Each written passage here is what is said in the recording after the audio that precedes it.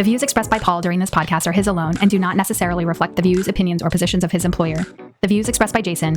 Wait, dude, really? This is what you want me to read? Okay. The views expressed by Jason are his alone and frequently do not necessarily reflect reality. His opinions are often annoying, scattershot in their application, and can resemble more of a Virginia Woolf short story than a cohesive argument. He is currently undergoing therapy and rewatching Westworld Season 3 to resolve his storytelling issues. Magic time.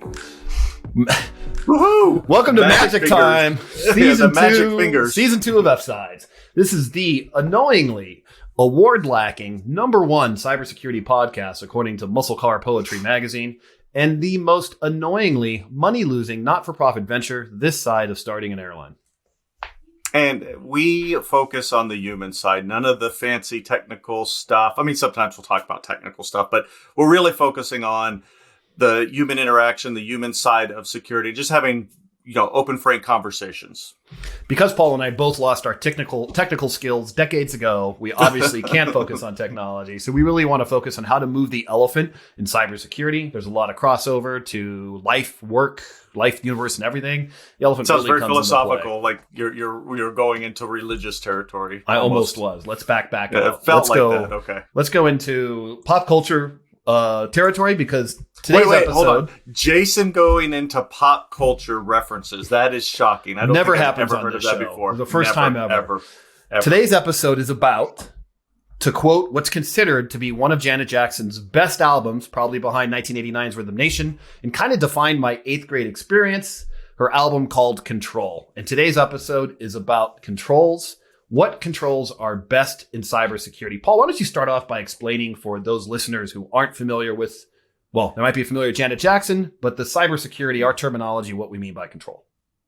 So when we talk about controls today, that's things that you put into place to manage and measure or, prevent or have specific activities that you can do to control the output or an input or something along those lines. So basically, it's just a way that for our conversation, we're just talking about specifically, we'll be talking about technology controls, pieces of technologies that you can put into place that help you manage outcomes and processes in a meaningful way. To give you kind of an analogy, think of speeding. We have what we would term an administrative control is called the law.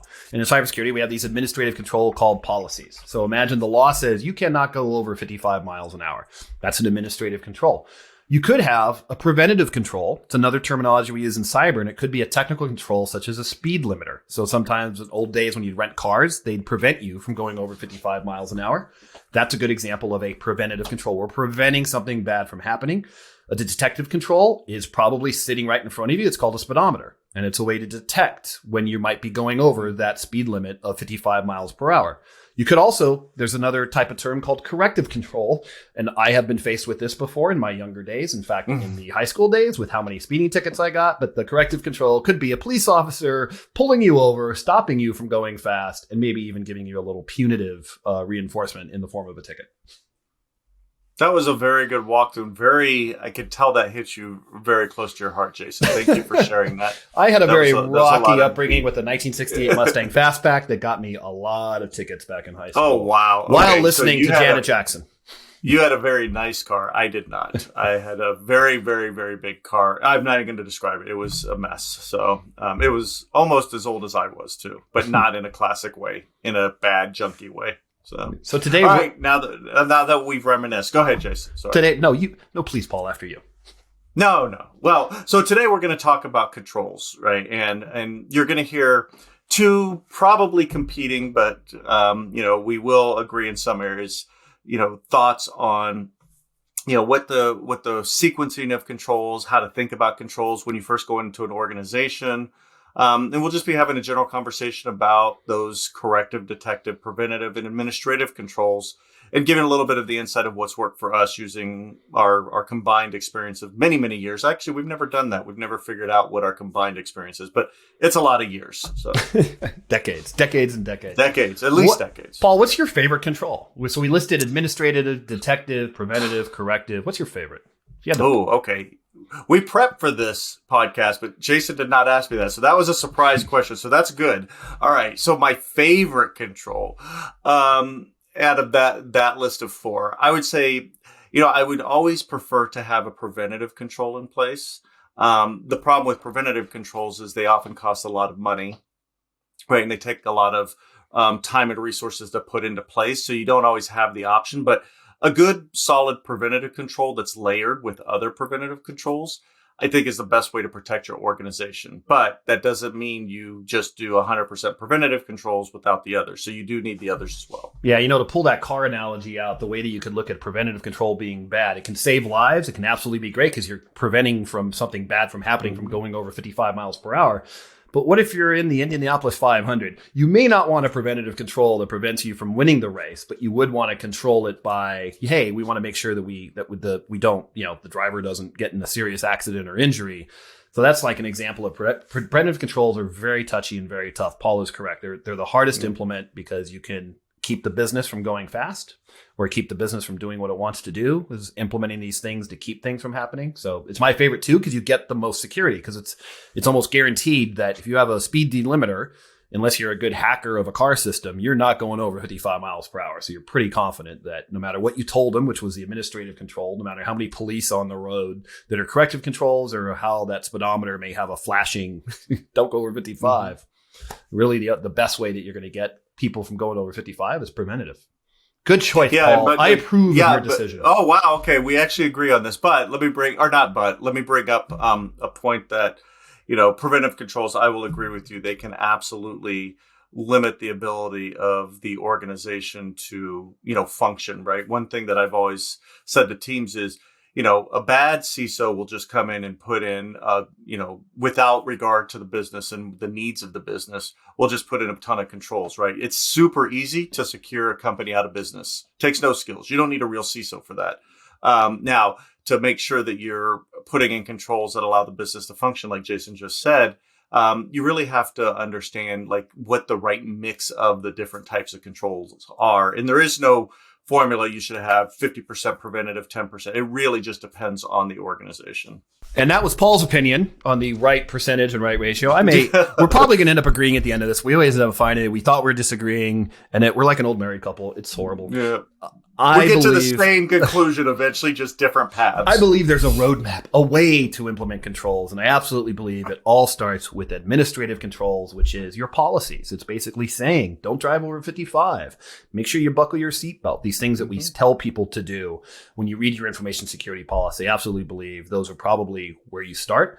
And kind of through just the order of importance, I think would make it the most important. Like if you're not saying you're doing it, why even bother doing it? Why even bother detecting it? I agree with you, Jason. Darn it. Paul? Tell me, but hold on. But I want you to tell me why you think the administrative. So, and what that gives you, because I'll tell you my opinion and let's see if we match up. It's kind of like the law. Like we codify the principles that we believe that people should or should not behave and what they should or should not be doing.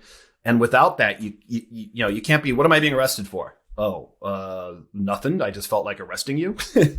Why can't I drive over 55? Well, it's because you need that base framework, that base idea of this is what you can and cannot do to keep this company secure. That's really what policies are. Policies are, technically it's a risk tolerance. It's like, how much risk do we want? Hey, we don't care. We're risky as heck. You wouldn't have any policies. It's the wild, wild west of computing. You can do whatever you want, whenever you want. You don't need to change your password. You can share your password with your mother, your grandfather, the stuff that would make you really risky.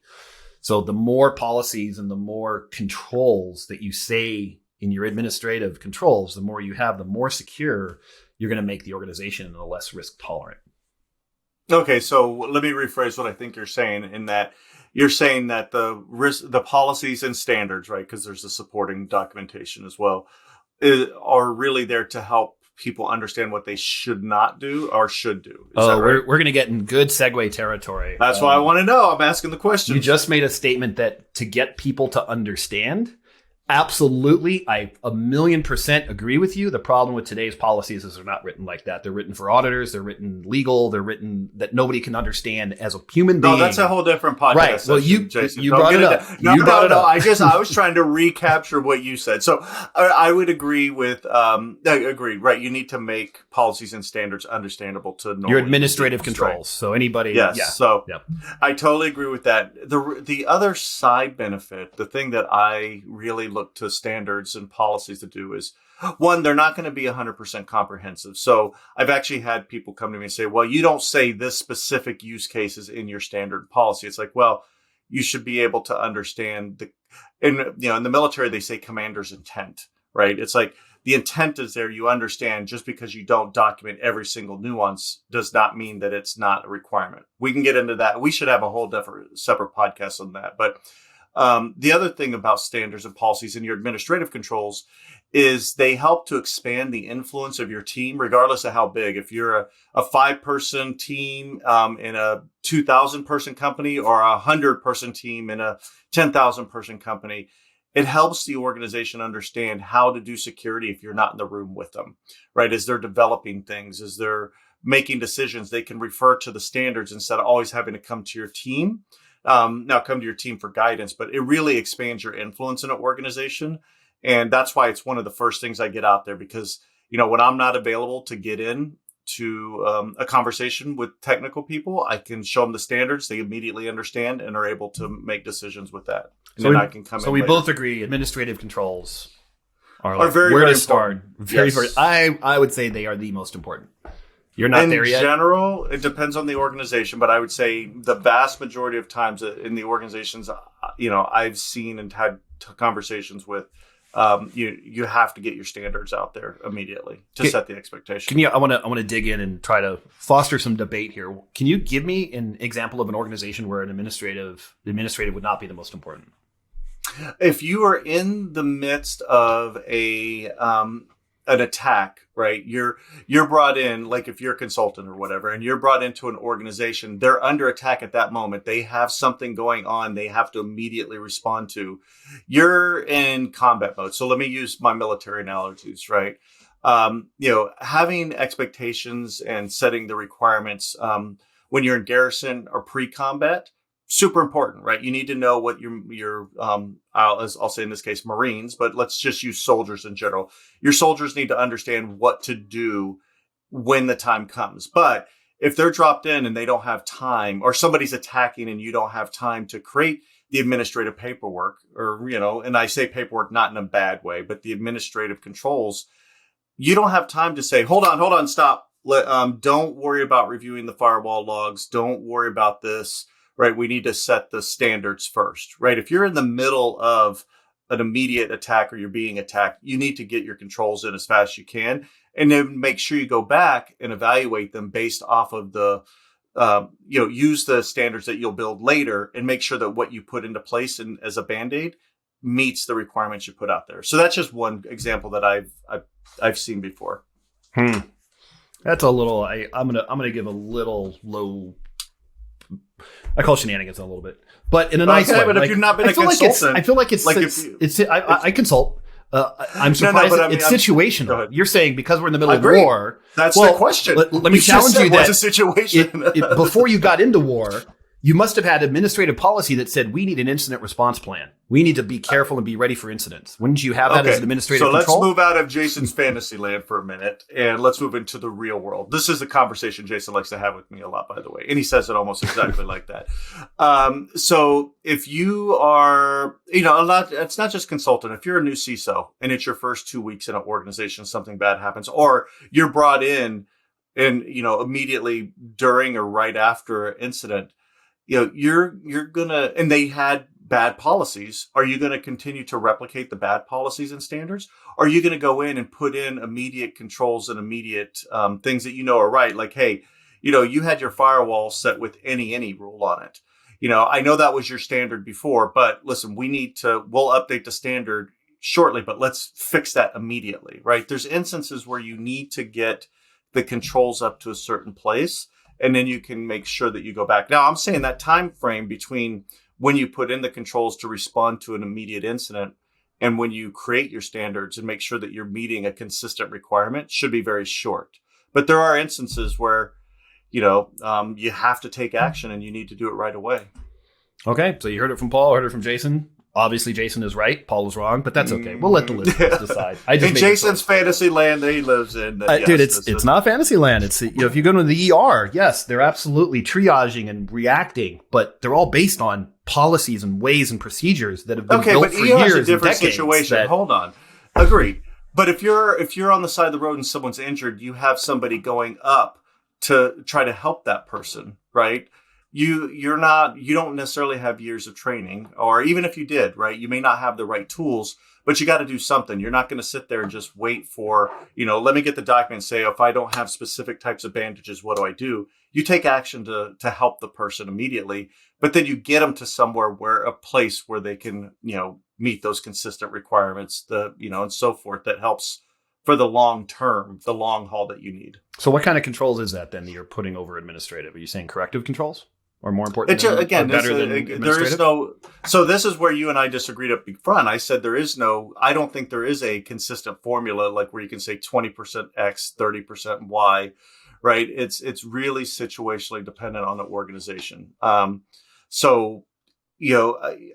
When do you do that? It depends on the situation. But like I said, if you're in the middle of an incident and you just join an organization, or if you're a consultant and you just came into an organization that's being attacked, get your preventative controls. Or if you're being DDoSed, right, a distributed denial of service attack, get in your preventative controls to help absorb that and, fix that, and then go and worry about making sure, okay, did we configure every single element right? Sometimes you just need to fix the stuff that you have in place. Okay. Again, in general, that's not the route I want to work in. And I don't think you do either. Generally, I want a consistent route where I can put in good administrative controls, communicate those out, and then, get it out there and make sure that we're all consistent. I totally get that. Obviously, if I'm hired in the middle of a firefight, yes, the firefight comes first. 99% of the time CISOs are hired. They're not hired in the middle of a firefight. They're hired to improve security and build security. I'd like to see starts that. with administrative. I'd like to see where that random that statistic out of my butt came from. Yeah, it's like, because clearly there's no evidence. Common sense I think would argue that. All right, let's even go 80% of CISOs are not hired in the middle of a breach. Hey, we're breached. Hey, you're fired. Let's bring in this other CISO. But that's when you pull in Mandiant and third-party firms. But CISOs sometimes are brought into organizations that recently had a breach, or where it starts. We need to change our policies and our incident response and our administrative controls. That's not generally where the administrative executive management or the executive management will go. Right? They'll say, "Hey, that's where I'd go as CISO. Just recently had an issue. Help us understand do we have an ongoing issue? Yep. And then help us fix it." Because the issue was probably because of a weakness in a control. Either it's a vulnerability, someone phished, because my administrative controls either weren't clarified or weren't strong. No, that's not. I mean, sometimes even if you clarify, someone may have misconfigured it, right? Sometimes your controls aren't put in effectively. That's why you have. That's why we go down the chain to the other controls like detective, preventative. Well, now you're talking defense in depth, but I was actually going to head in the direction of control testing, right? Like you need to test your controls periodically to ensure that what you think you put in place is still in place, because as you both of us know, the controls have a tendency to change over time. Right, and it's not malicious, right? Sometimes people will go in and make a small minor change. Can I clarify? You mean the implementation of the control changes over time, not the administrative control itself, correct? No, I'm talking about technical preventative. And, absolutely. If you're not measuring and testing your controls, they're just sitting at that administrative level, and yet which is absolutely Loomis believes. Sometimes I refer to myself and my last name in the third person. Loomis absolutely believes it all starts with administrative controls, and it's the number one place to start and number one importance. Then you go down the chain and start applying. Loomis believes in all situations it starts with administrative. Paul says in most situations. Yeah, it's really situationally dependent. Yeah. See, I'm far more flexible. In the Marine Corps, we had a term called semper you make a very good consultant. Very good consultant. Hey, what should we do here? Well, it depends. If someone came to me and said, "What should we do?" I would have a clear action. I would say, depends. It depends. How much are you paying me? I'm just kidding. I would think the fog of war, right? Because the thing I always think about, but you bring up a good point, right? Is you don't want to just blindly put things in either, right? There's the fog of war, right? You don't know what the situation is. And for our listeners, the fog of war is just a term to, you're looking at a situation based off of the environmental variables that are, that you can perceive at that point, right? So if you're if you get dropped in the middle of a firefight, you only know that there's bullets going around you, right? But if you're, at the command headquarters with a drone overhead, you can see, oh, okay, this is what's going on. You get a better view. So, it really makes sure, again, there's never one right way. And I think Jason would even agree to this. There's no one right way to do it. But if you have the choice, administrative, I think, is a really good way. I mean, that's the best way to start because you expand your influence across the organization. You set the expectations, and there's always a way, something to go back. What the principles you want to live by are. Yeah. So we kind of agree. I think. See, this is how Jason and I will. I like more. It's my way or the highway. Arguing, and then we'll get to the same place eventually. So. We end up at the same place. We're both CISOs. We both know that the end goal is the same. Just how we get there might be different. So we mentioned measurement. So I'm going to go with my next favorite control. First is administrative. The next favorite is detective. Agreed. And apps, hands down, like knowing, and that tells you sort of that metric is how well is that metric performing? Am I really, like, for example, endpoint detection and response? Not only is it detecting bad things happening, but to me, a control is measuring the effectiveness of that control. First off, is my my endpoint detection deployed across the organization? I have a pop reference for you. Uh-oh. And you tell me if you know circa what show 1978. No. I mean, it's all in the family. Okay, so let's see if you know the show. So what you're saying is knowledge is power. Dude, that's like 80 movies and TV shows. Yes, that's G.I. Joe. Come on. No, knowing is half the battle is G.I. Joe. Yeah, but I didn't want to give it all away and make it that simple. Well, right? Shouldn't that? Come on. You didn't. If you would have said I didn't knowing is half the the battle. I did not remember the quote that one. the I would have way. nailed for G.I. Joe. Absolutely. All right. But yeah, I agree with you because understanding situational awareness is absolutely critical if you're going to effectively do your job. Yes. And to me, this is a lot of agreeing, Jason. We're scrapping this episode. This goes in the pile, heap of garbage episodes where we can't agree. Or where we can't agree. That's the problem. All right, we agreed the worst control is preventative, right? Well, the best control is preventative. It just takes the longest off, right? Yeah, it's the hardest to implement. But you need it, absolutely. I mean, if I had the choice of the different controls, I would put in as much preventative control as I could. But again, that often costs the most. It requires the most interaction, planning, testing, exactly, making sure you're not breaking anything, managing. Right? Hey, we make an error in deploying, and all of a sudden the car can't go more than 2 miles an hour. We're like, oops. Oh, every time business. I ran a firewall in a company, right? Anytime there was any problem, right? If somebody spilled water in the hallway, it's like, call the firewall team. Clearly, there's a firewall issue, right? I mean, it's like everything was the firewall, and it's like, so if you have a preventative control, right, you really need to make sure, again, that you don't secure your company out of business. Yeah. One of the hardest preventative controls for you cyber nerds, I'm going to throw an acronym. I'll explain it to everyone else. PAM is one of the hardest preventative controls to get into place because it breaks so much SHIT. And it stands for Privileged Access Management. It's this idea in cyber that the people who have sort of God level privileges, if you're into video games, your root, you've got administrative privileges over you can install software. You want to really be careful with those privileges. And as soon as you install a system that provides preventative control around them, everything breaks. And then riots in the street. Where'd my admin access go? And buildings are on fire. And no, I've actually never experienced buildings on fire or riots in the streets from PAM. But you probably had some uncomfortable conversations. So you would say that you were just exaggerating a tiny bit, but you maybe had uncomfortable conversations. I have been fortunate enough that no PAM solution has ever made it off the ground. Wow. Because it's been started and stopped and just dropped because it is so hard to implement.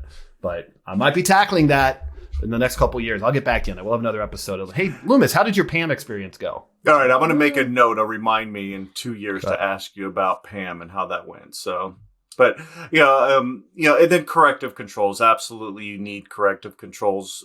For instance, incident response. One of the things I do early on in an organization is I will get my incident response basic processes in place because that's the one type of thing that I don't have control over.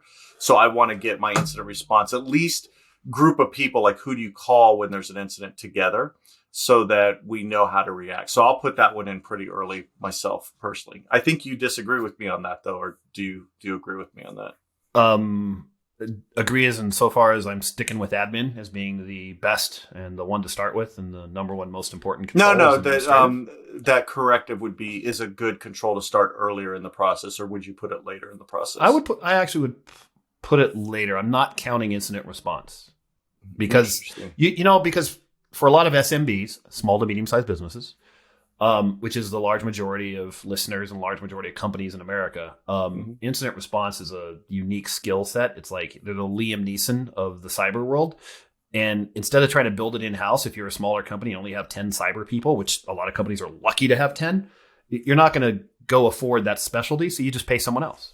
You hire companies to do that incident response for you. Hold on. I disagree. You have to have some capability to be able to triage and investigate, right? Especially if you're SMB, you have to be able to understand, okay, does this even look suspicious? Let's get on a call and understand, is this suspicious? So you have to understand a little bit about the incident before you can even outsource it. So isn't that more of the detective nature of the control? Because you haven't figured out if something bad happened yet. Corrective is post, what is it? So are you going to let your post-explosion, SOC analyst, are you going to let a SOC analyst, like the person? What if you don't have a SOC analyst on your team? You're not that big of a security. So you have one person on your team and they just see a funny You're the CISO and you're it. You're just going to, maybe you're just it. You're the only person in the security team and you're the CISO. And you see something that looks suspicious. You're just going to immediately throw it off to an expensive consultant versus, I think I still think that's the detective stage. I detected something. How well it was determined if you go into a corrective mode. So bad. I need to correct. I can't correct it myself. I need an incident response team to correct for me.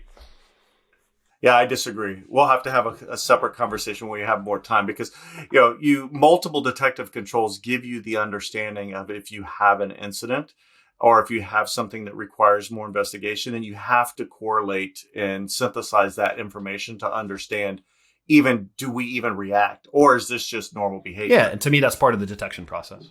Not the correct process. I disagree. I think it's part of we got it. See, we do disagree. Woohoo. Now end it. Hurry up. Quickly. Start closing the episode. Luckily, it'd be funny as if we hugged right now and people realize we're in the same room, but it looks like we're in different rooms. We're like each other. See the hand come around the back. We're going to do that. Maybe we'll have to do one some special effects with that. Yeah. A in-person session. Maybe that'll be our special 50th episode or something. Great idea. Speaking of 50th episodes, let's close this out. This has been great, listeners. Thank you for listening to us actually finally debate towards the end, even though it took us a while to get there. Because what fun is it when two people agree? Boring. Well, we agree pretty violently sometimes. So remember that this is a special season. We're taking questions and answers from the audience. That's you, the listener. If you'd like to submit a question, any topic that we've covered, if you'd like to ask Paul or I a question, or any of our guests that we've had on for this season, feel free to send emails to, and Paul, do you have the email address? Because I don't know off the top of my head. I don't either. We will put it on the website. Go to fsides.com and you'll see it on the homepage. And you can send to any questions to us to fsidesquestions, all one word, no dashes, fsidesquestions at i70tech.com. Also, look forward to a future episode that we're going to have this season, which we're really excited about. Speaking of being in the same room, we're going to have an episode focused on what it's like to be married to a cyber professional. Wait for that one. Those sparks will fly. And if any of you are cyber professionals and are married to someone who's not, we're going to dig into that a little bit and see. There's going to be some debate there, I think. There will be a debate, or it'll be, Paul and I might pick sides on that one. No, stick with me, Paul. Mine will be how awesome I am, obviously, clearly. Right. So we'll see how that goes. Awesome. All right. Thanks, everybody. Thank you. Is the elephant in the room?